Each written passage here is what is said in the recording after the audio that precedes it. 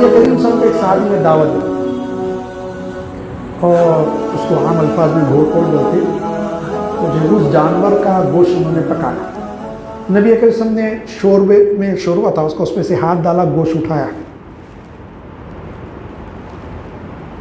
پھر اس کو دیکھا، انہوں نے کہا اللہ کے نبی فلاں جانور کا ہے، آپ نے فرمایا میں اس سے کراہیت کرتا ہوں، چھوڑ دیا اس کو۔ یہ نے فرمایا حرام ہے، سن لیجیے، حرام نے فرمایا میں اس سے کراہیت کرتا ہوں، چھوڑ دیا۔ چھوڑتے ہی دو فقہ کے مکتب بڑے صحابہ میں بنے ہوئے تھے، ایک تھا حضرت عبداللہ ابن عباس رضی اللہ عنہ کا، ایک تھا حضرت عبداللہ ابن مسعود رضی اللہ عنہ۔ اس میں سے ایک گروہ نے نبی صلی اللہ علیہ وسلم چھوڑتے سب چھوڑ کے اٹھ گئے کھانا، دوسرے گروہ بیٹھ کے انہوں نے نہ صرف اس گوشت کو، اس شوربے کو لیا، بلکہ اپنے سب ساتھیوں کے روٹیوں پہ ڈال کے دیا، کھاؤ۔ اب ان دونوں میں اختلاف ہوا، ایک نے کہا جس کو نبی صلی اللہ علیہ وسلم نے کہا تم نے کیسے کہا، انہوں نے کہا نبی صلی اللہ علیہ وسلم نے اس کو حرام نے فرمایا، نبی صلی اللہ علیہ وسلم میں کراہیت کرتا ہوں، کیا مصلحت تھی کہ نبی صلی اللہ علیہ وسلم اس کو پسند نہیں کرے، میں ناپسند کرتا ہوں، اور جب نبی علیہ وسلم کے اس میں ہاتھ پڑ گئے وہ حلال ہے، ہمارے لیے باعث برکت ہے، نبی وسلم کی انگلیاں جس میں ڈوب گئی۔ اب بحث مسجد نبوی میں بحث ہوئی صحابہ میں، نبی وسلم کو پتہ چلا، نبی وسلم نے دونوں کو بلا کے پوچھا کیا بحث ہو رہی، دونوں گروہوں نے کہا کہ یہ بحث ہو رہی۔ نبی کریم صلی اللہ علیہ وسلم مسکرا دیے، تبسم فرمایا دینی معاملات میں بحث اچھی چیز ہے، لیکن دل میں قدورت پیدا نہ ہو آپس میں۔ یہ نہیں فرمایا تمہارا عمل صحیح تمہارا غلط، اس کا مطلب ہے کہ دونوں صحیح تھے۔ بعض خود معاملہ یہ ہوتا دونوں بھی صحیح ہوتے لیکن لڑ لیتے، کوئی بھی غلط نہیں ہوتا، تو آپس میں اختلاف اس وقت بہت خطرہ ہے، بہت خطرناک حالات ہیں، بہت ہی خطرناک حالات ہیں۔ ان حالات میں ایمان اور مضبوط ہونا، ان حالات میں بے خوف زندگی گزارنا۔ میری موت کس کے ہاتھ میں؟ اللہ۔ یہ مسجد میں جتنے لوگ ہیں میرے کو مارنے کا ارادہ کر لیں بالفرض، آپ نہیں چاہیے، مجھے امید ہے، میرے کو یقین ہے کہ اگر اللہ تعالیٰ میری موت نے لکھا تو نہیں مروں گا۔ اگر میری موت آ گئی، موت کا فرشتہ آگے دروازے پہ ٹھہرا ہوا ہے اور پورے دعائیں کر رہے ہیں، پورے بچانا چاہ رہے ہیں، میں نہیں بچ سکتا۔ یہ یقین ہونا بھائی جب اللہ نے لکھ دیا، جب مرنے والا ہو، بے خوفی ہونا۔ اب کسی سے ڈرتے کیا؟ نہیں ڈرتے۔ حالات کیسے بھی ہو جائے، ایمان پر استقامت ہو۔ قرآن میں اللہ نے فرمایا قالوا ربنا اللہ ثم استقاموا، وہ کہتے ہیں کہ اللہ ہی ہمارا پروردگار ہے اور اس پہ قائم ہو جاتے ہیں، ڈٹ جاتے ہیں۔ تتنزل علیہم ملائکہ، ہم ان پہ فرشتوں کا نزول کرتے ہیں ان کی ہمت بڑھانے کے لیے۔ بدر میں فرشتے آ گئے۔ یہ مہینہ دو زبردست غزوات کا ہے۔ غزوہ بدر وہ پہلی جنگ جس نے مدینہ ریاست کا ڈنکا بجا دیا عرب میں۔ ارے مکے کے سرداروں کو 70 مار کے پھینک دیے، بھائی کیا طاقت ہے، عربوں میں خوف طاری ہو گیا دوسرے قبائل۔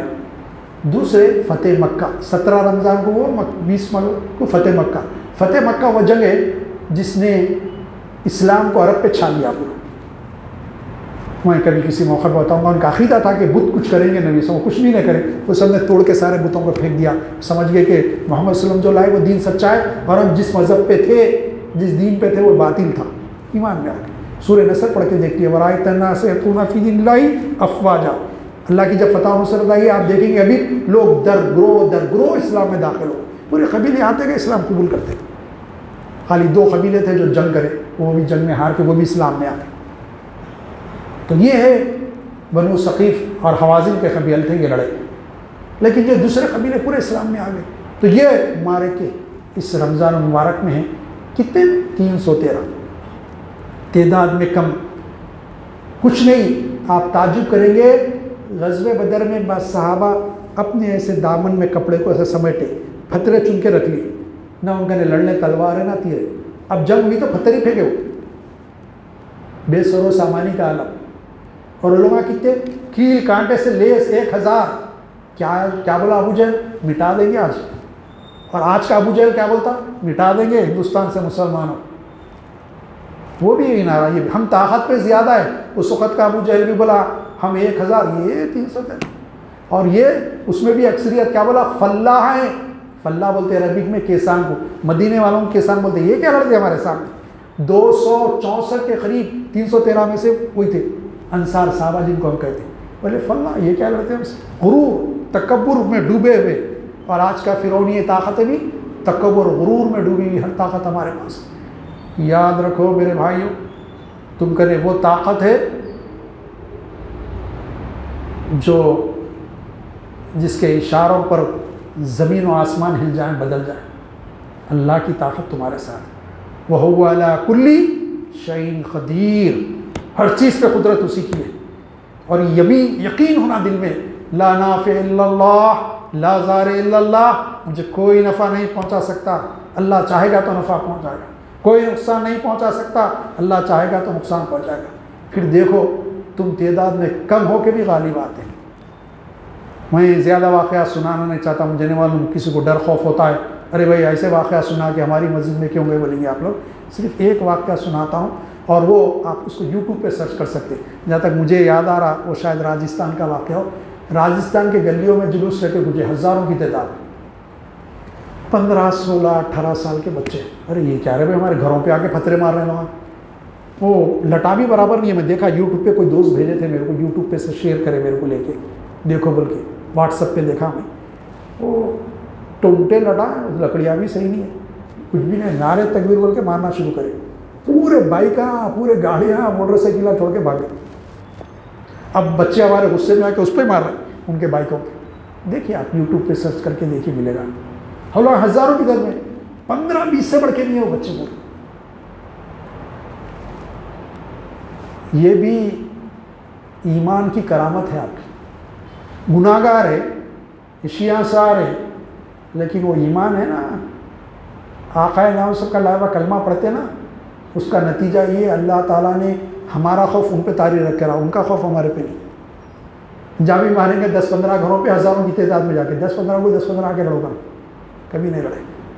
تو خوف کھانے کی ضرورت ہے. میں اس لیے بول رہا ہوں کہ میرا تعلق، میرے روابط مسلمانوں کے تینوں طبقات سے. ہاں بولیں گے 3 طبقات کیا ہے؟ تینوں کیٹیگریز کے مسلمانوں سے. ایک اہل ثروت دولت مند، پڑھا لکھا، ویل ایجوکیٹڈ یا بزنس مین، ان سے بھی ہے. مڈل کلاس جس کو بولتے ہیں، عام مسلمان، ان سے بھی ہے. غریب لوگوں سے بھی دوستانہ تعلقات ہیں میرے. لیکن اس وقت میں خوف یہ اپر لیئر جو ہے پیسے والوں کی ان میں دیکھا. بلکہ ایک صاحب نے تو مجھے مشورہ دینا شروع کر دیا کہ امریکہ چلے جائیں گے. میں کہا کیوں اتنا خوف؟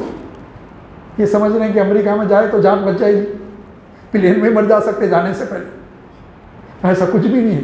تو پیسے والوں کو دیکھ رہے ہیں. ایک ہے، اب وہ ان سے وائرل، ہمارے بہنوے کے رشتہ داروں میں ہونا، چھوٹے بہنوے کے، اب پیچھے پڑا ہوا ہے میرے کو.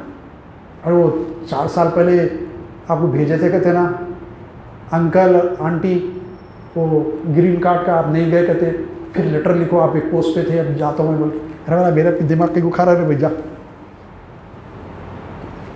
کیوں میں کیوں یہ جینا مشکل ہے؟ سکون سے جی رہے ہیں وہاں، تو کچھ بھی نہیں ہم لوگوں کو. ارے حالات کیسے ہیں؟ اللہ بڑا ہے، دیکھ لیں ڈرنے کیا بات. تو یہ خوف تھا، ڈر کے مت بھاگی. میں آپ سے صاف کہتا ہوں یہ ہجرت نہیں بلکہ فرار ہے. اس کا بھی گناہ ہونے والا ہے. 1947 میں بھی مسلمانوں نے یہ کیا.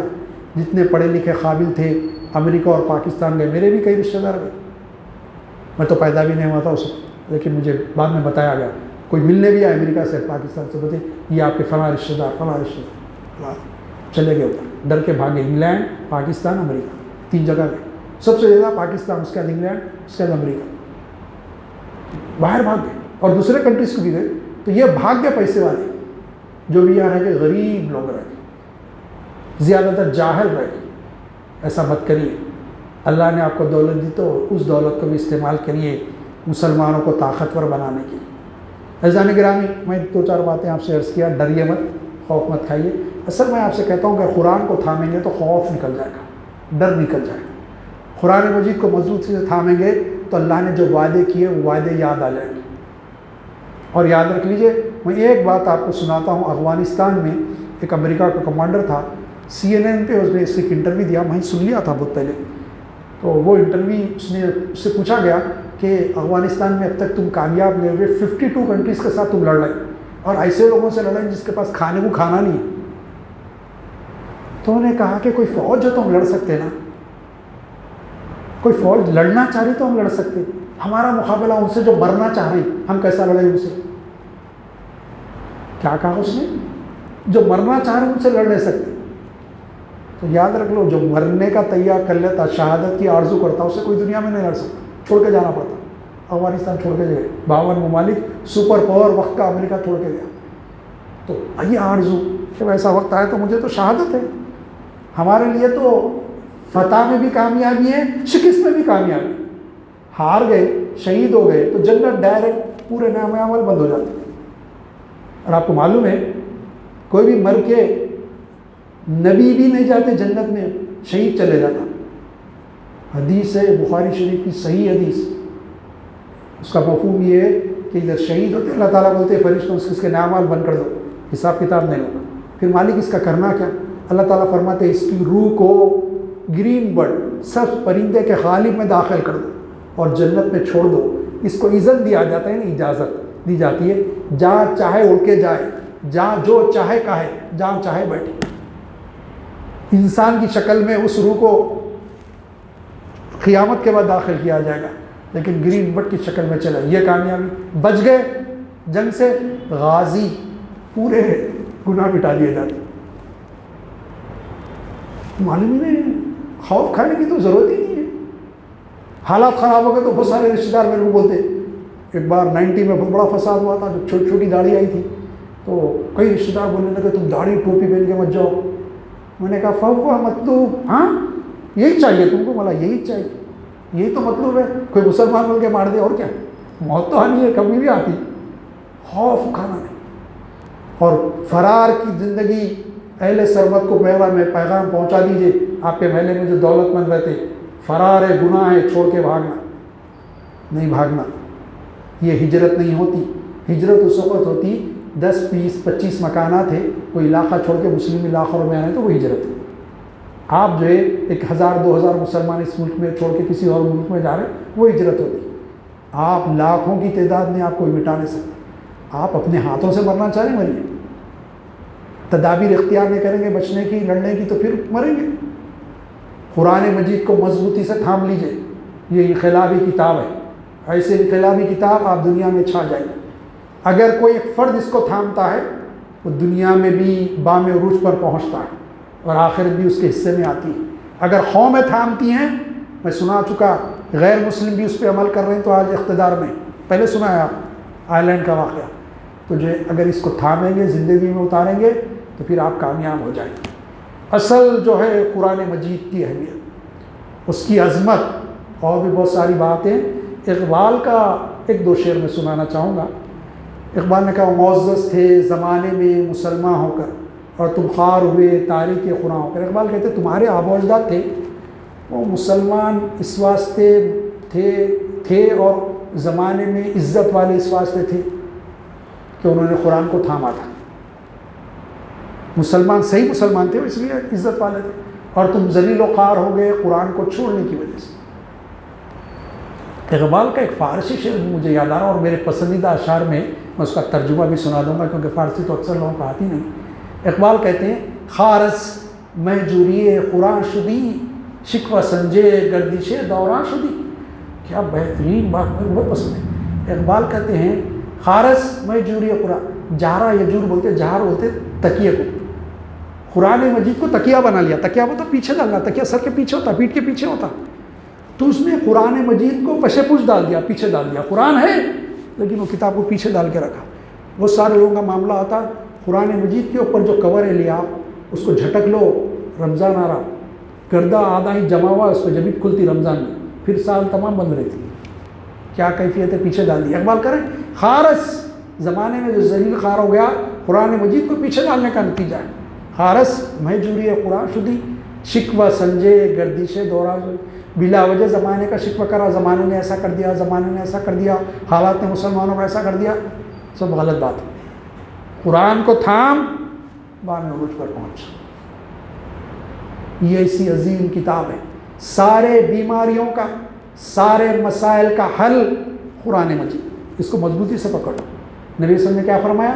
میں تمہارے درمیان 2 چیزیں چھوڑ کے جا رہا ہوں، قرآن کتاب اللہ و سنتی، میری کتاب، اللہ کی کتاب قرآن مجید، اور میری سنت. تم اس کو تھامے رہو گے تو راہ راست پر ہوگے، صراط مستقیم پر رہو گے. یہ 2 چیزیں ہیں اور آج کا پیغام قرآن مجید یہ بڑی عظمت والی کتاب ہے، اس کو پڑھیے، بچوں کو پڑھائیے، صرف خالی یسر و قرآن پڑھا دیے، قرآن پڑھنا سکھا دیے، نہیں، اس طرح پڑھائیے سمجھ میں آئے۔ عربی زبان سیکھے تو بہت اچھی بات ہے، نہیں آئے تو کم سے کم تراجم ہر زبان میں ترجمے، انگریزی میں، اردو میں، ہندی میں، تیلنگی میں، مراٹھی میں، کنڑی میں، تامل میں، ہر زبان میں ترجمے ہو چکے قرآن میں، ترجمے بھی پڑھائیے اگر عربی اتنی نہیں آ رہی تو، تاکہ سمجھے اللہ تعالیٰ نے کیا پیغام ہم کو دیا۔ پھر آپ دیکھیں گے ایک تبدیلی، ایک انقلاب پیدا ہوگا، آپ صحیح مسلمان بنیں گے۔ قرآن کا مطلوب جو مسلمان ہے، مومن ہے، وہ مومن کی صفات آپ میں پیدا ہوگی، پھر آپ دیکھیں گے دنیا میں عزت آپ کو ملے گی۔ قرآن کو تھامیے، یہ فضائیں، یہ ہوائیں، یہ ملک، یہاں کی زمین، یہاں کے لوگ آپ کو خوش آمدید کہیں گے۔ ہم اپنے بڑوں کو دیکھیں، میں نانا حضرت کو، دادا حضرت کو دیکھا، وہ ہندوؤں کی عبادت علاقے سے جاتے تو آ کے پیروں پہ ہاتھ رکھتے، ارے ہٹو ہٹو بولتے ہو، دورا دورا دورا بول کے ہاتھ جوڑتے۔ آپ نے بھی بہت سارے لوگ دیکھے ہوئے۔ ہم نے وہ قرآن کو تھامے ہوئے تھے ہمارے بڑے، ہم نے قرآن کو چھوڑا، آج ہم کو چاقو بتا رہے لوگ مارتے ہوئے، ہم نے چھوڑ دیا قرآن۔ قرآن کو تھامیے، انقلاب عظیم پیدا ہوگا زندگی میں۔ قرآن مجید پر عمل کریں، آپس میں اتحاد پیدا کریں۔ عزیزان گرامی، بہت دیر ہو گئی، بہت باتیں ہو گئی، اب میرا معاملہ ہے وہ پھر رکتا نہیں، چلتے رہتا ٹیپ ریکارڈر کے ایسا۔ جو کچھ کہنا تھا، میسیج، پیغام قرآن کے بارے میں اللہ نے جو کہلوایا، اس کی توفیق سے جو کچھ کہہ سکتا تھا کہا۔ اگر اس میں کوئی بات غلط ہے، اللہ کو، اس کے رسول کو پسند نہیں ہے تو اللہ مجھے معاف کرے، اور جو باتیں پسند ہیں مجھے بھی عمل کرنے والا بنائے، آپ کو بھی عمل کرنے والا بنائے۔